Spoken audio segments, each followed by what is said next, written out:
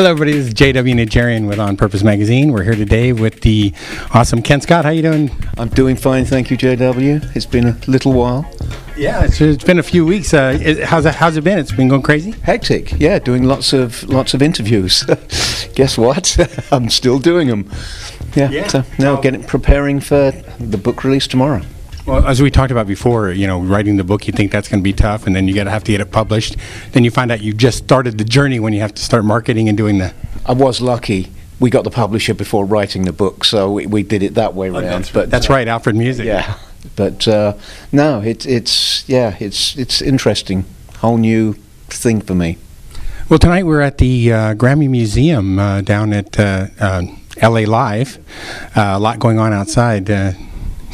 Yes. LA. What is it? LMFAO playing Staples Center. Then there's the E3 convention. Gaming convention. Yeah, which you can tell by all of the people walking around out there. It's a great night to people watch for sure. Yes, absolutely. Only because of the traffic, I was rushing in so fast. I didn't get to people watch too much, but it's interesting out there. Yeah, it's a crazy night out there tonight. But we're here at the Grammy Museum, and why don't you tell me a little bit about why you're here? The book is being released, and we're actually here tonight for something else. So, right? Well, yeah, because tomorrow is the 40th anniversary of the release of Ziggy. Right. So the Grammy Museum's putting on the, interestingly enough, it's the movie of Ziggy's last performance, supposedly, at the Hammersmith Odeon in England when David announced he was doing no more shows. And so they're showing that movie, and then I'm just going to do a Q&A afterwards, and then sign the bobook and sign Ziggy and whatever anyone wants me to sign. Right. Left breast, right breast, whatever. There you go. So you heard it here. It's okay. You can pull out your breast. So a lot of people know you as an engineer on the White Album, and Beatles, a couple Beatles albums, Ziggy Stardust, let's see, Elton John, and the list goes on. But you're also a producer, right. And you were Bowie's producer for the Ziggy Stardust, correct? Correct. Yeah. Well, David and I, we did 4 albums together as co-producers, and. Mm-hmm.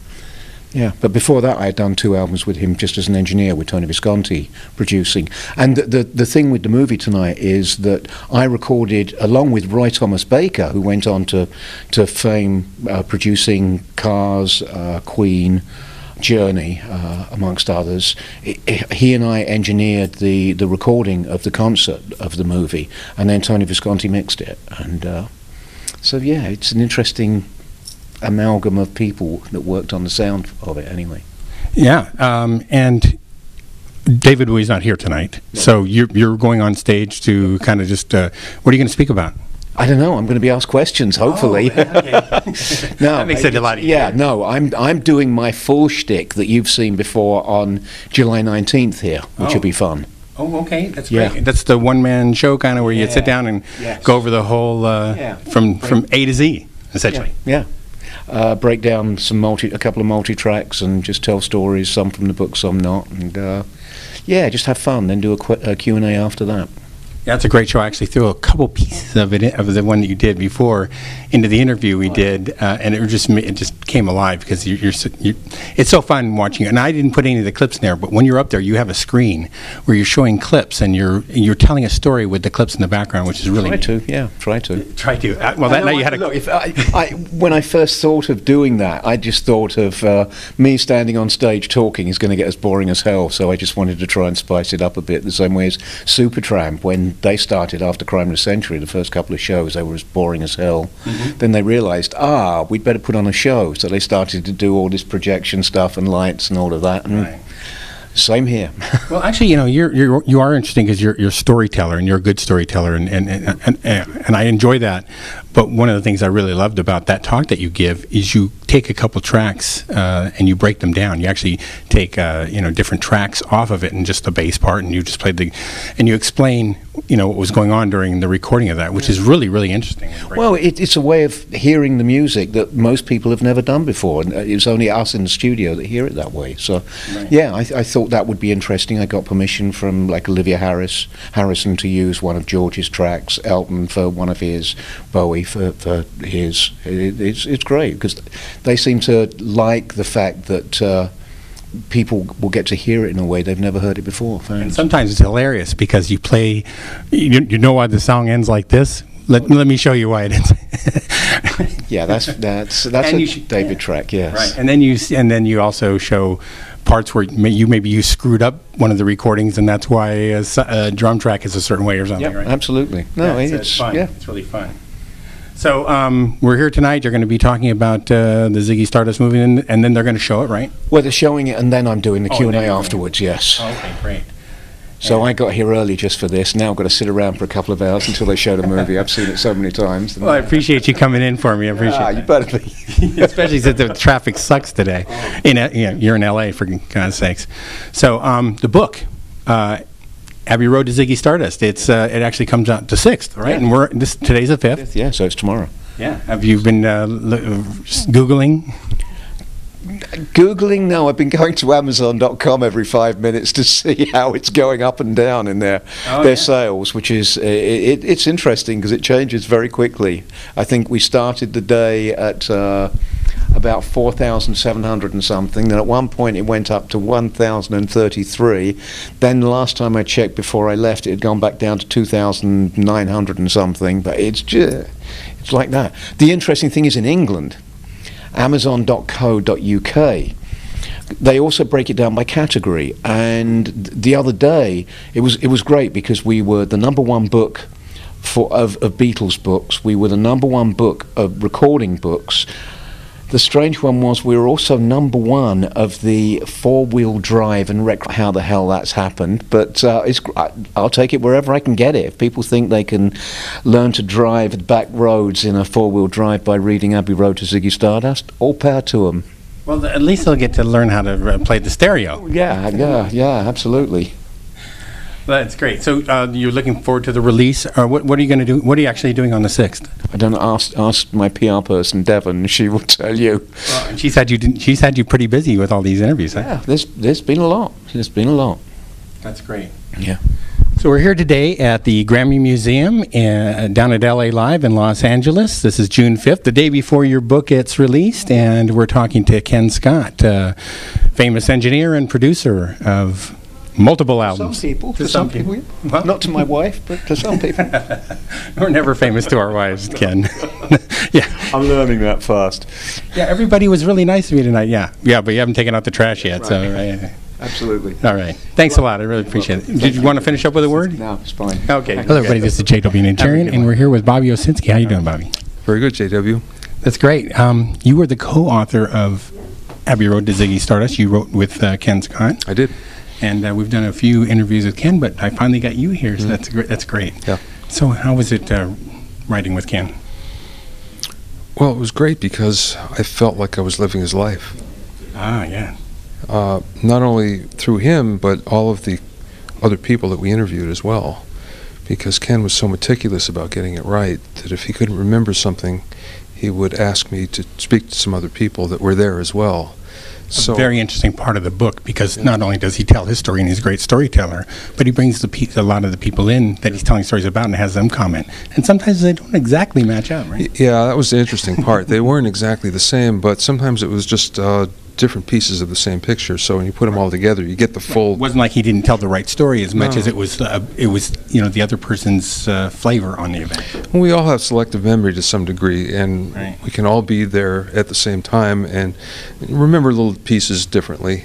And we do, and it's certainly obvious in this case, in many cases anyway. There are some things where everybody remembered it exactly the same. Right, yeah. Which is unusual, especially 40 years down the road. Exactly. Yeah. So you've worked with Alfred Music before. You've written quite a few other books, a little different than this one. This will be my 16th book. Will be the 5th for Alfred. And what do you usually write on? Music, recording, the music business. A lot of my books are in universities as textbooks. Right. All over the world, actually. So, yeah, there's a number of them that are used in business schools, college business schools. Was this kind of fun for you, mainly because it was a real kind of departure from what Alfred's done in the past? Well, it was more fun because of Ken. because he's a great guy. First of all, we've become very good friends, which is the best part. But it's mostly because it was something I was really interested in. I grew up like everybody else, listening to Bowie and the Beatles, and to hear the stories firsthand, was a dream come true, really. Right. Yeah. And I've seen quite a few pictures of you in the studio and a bunch of you in the studio with Ken. Have you guys worked on projects together now? Yeah, we just did, actually. I was producing a hard rock band called Snoo. It was the third album I was doing with them, and I'm an engineer myself, but I always hire somebody else to track for me. So I asked Ken. He never does this type of thing, but he cut me a break this time, and we had a great time together. It was really good. It was a lot of fun. It was very informative, and we just laughed a lot. What more can you ask for? That's great. It's finally great to get you on an interview. This is David Najarian. We're at the Grammy Museum at LA Live tonight. We're going to watch the Ziggy Stardust movie, and it should be really fun. Are you going to be answering some questions at the end too, or if they ask me? If they ask you, yeah. Anyway, so we're going to have a great night tonight, and I really appreciate it, Bobby. Thanks. Hello, everybody. This is David Najarian with On Purpose Magazine, and we're here today with Scott Goldman. How you doing, Scott? Yeah, very well. Thank you. Thank you for being here. And we're here at the Grammy Museum at the LA Live in Los Angeles for a very special evening with Ken Scott, who's going to. Well, you're playing a movie first. Yes. What's that? Yeah, we're showing a documentary film that was shot by the famous documentarian D.A. Pennebaker on a concert of David Bowie's during his Ziggy Stardust period. So it's Ziggy Stardust and the Spiders from Mars. Oh, that's going to be great. And we have Ken Scott here to answer questions afterwards, who was his producer and his engineer. Right. Well, Ken was the co-producer on the Ziggy Stardust record. So we're very excited to talk to him about the record and his rather remarkable career in the music business. Yeah, that's going to be fun. Yes. And since you read Abbey Road's Ziggy Stardust, you know what a great storyteller is. Yeah. I mean, it's incredible when you start out as a tape librarian at Abbey Road and end up working with the Beatles, and then going on to working with Bowie and Elton John and Supertramp, and the list goes on and on. It's astonishing, actually. I wasn't impressed until I found out he worked with Dixie Dregs. Well, I mean, Dixie Dregs and all these jazz fusion artists, and I mean, the diversity is rather remarkable. Oh, absolutely. It's incredible. The amount of work he's put out is just phenomenal. Yes, and we're very excited to talk to him tonight. That's great. Let's talk a little about the Grammy Museum here. Sure. What is your position here? Well, I'm actually vice president of the two other nonprofit affiliates of the Recording Academy, the Grammy Foundation.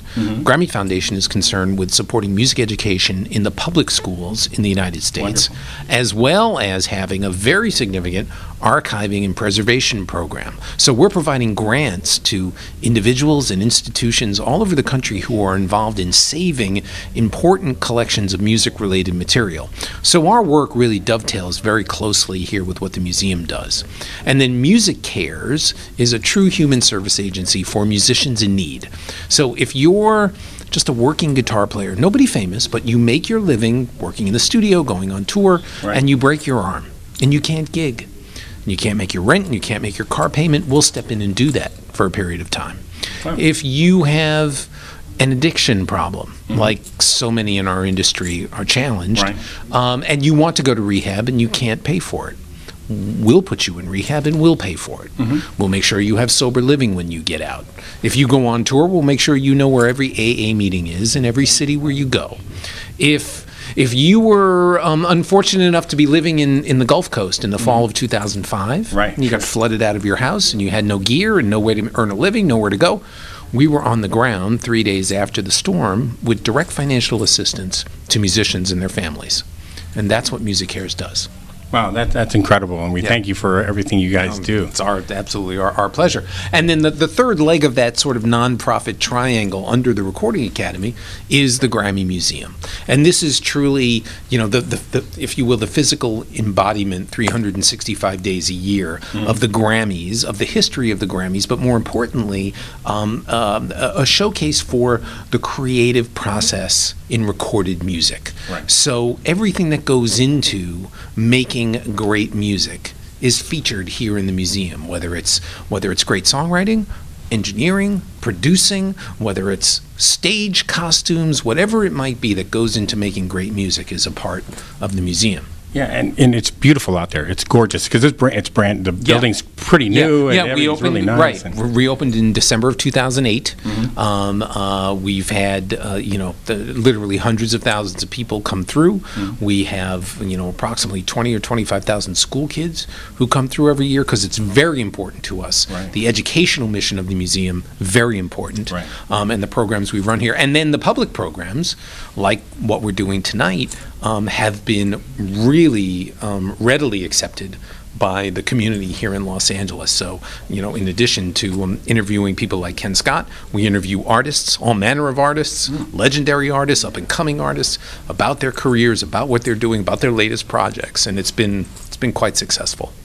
Well, that's great. Tell us, if somebody comes to the museum, some of the things they might see, some of the cool little pieces. Oh, sure. Well, some of my favorite stuff goes into the creative process, and we have these booths on the third floor where you can literally walk into a booth and work with Jimmy Jam on mixing a record. And literally you can control the sounds, and we have a number of different isolation booths where you can work on engineering. I saw the Scream Room. Yeah. Well, that's part of a special exhibit, actually.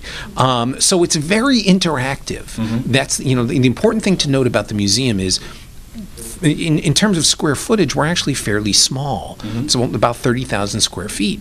So we don't focus heavily on memorabilia. We focus much more on interactive technology. So where you can hear things, where you can touch things and learn about certain music, regional genres, all kinds of areas that you can really kind of dive into a little bit. And then again, you still have some pretty nice memorabilia. Oh yeah, we got all kinds of guitars. We've got a great exhibit right now. What you referred to, the Scream booth, is actually part of an exhibit on heavy metal. Okay. So we've got great stage costumes from Black Sabbath and Metallica, and guitars from every band imaginable. So you actually do themes and things move in and out. Oh sure, yeah. We have on our second floor, that's kind of our traveling exhibit space. Right. So the heavy metal exhibit is there now. The exhibit that preceded it was on George Harrison, and we were actually displaying some things that Olivia Harrison provided to us that haven't really been, guitars and stage costumes that haven't been seen in public for years and years and years.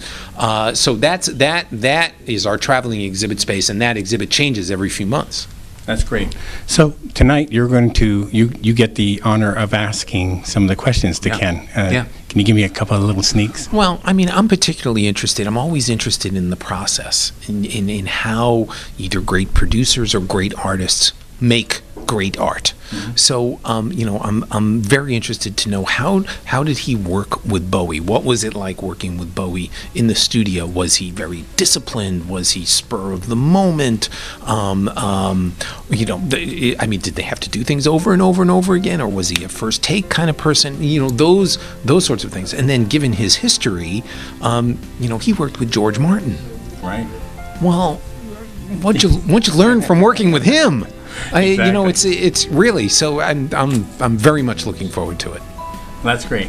We're here with Scott Goldman at the Grammy Museum at LA Live in Los Angeles for a special night with Ken Scott, engineer and producer. Scott's going to be asking him some questions, and it's going to be a great evening. Yeah. So, we really thank you for coming and spending a minute with us. Thank you for having me. I appreciate it.